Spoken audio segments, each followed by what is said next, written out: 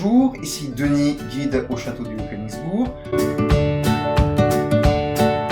Aujourd'hui, c'est de la cornemuse que je vais vous parler. La cornemuse qui, au Moyen-Âge, est un instrument plutôt pastoral, souvent l'attribut des bergers sur les enluminures.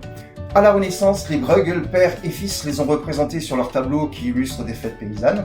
Et à noter qu'en Alsace, au terme de la guerre des paysans de 1525, la cornemuse a été interdite par la noblesse locale qui considérait qu'il s'agissait d'un instrument de ralliement pour paysans insurgés.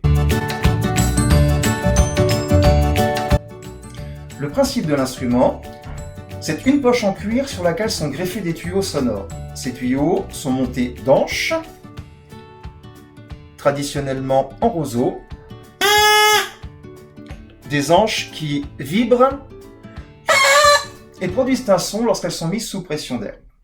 Les tuyaux sonores, il y a le tuyau mélodique qui est percé de trous de jeu, et il y a un ou deux bourdons qui quant à eux jouent une note tenue.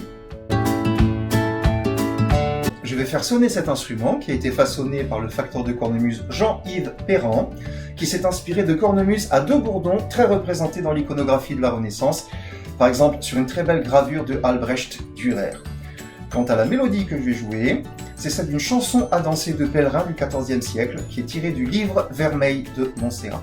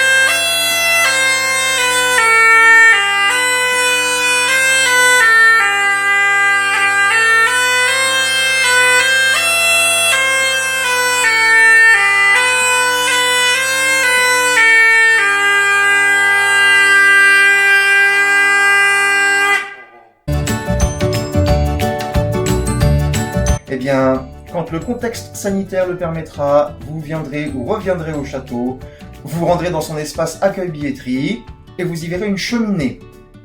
Une cheminée sur la hotte de laquelle est représenté un cornemuseux, oui, c'est comme ça qu'on dit, un cornemuseux en train de rythmer de sa musique les travaux d'un vendangeur et d'un fouleur de raisins. Il s'agit d'un décor peint qui date du début du siècle dernier et que l'on doit à l'atelier Birkle-Thommer de Charlottenbourg. Voilà, c'est tout pour aujourd'hui. Je vous dis à bientôt. Prenons soin de nous, tenons bon, restons chez nous.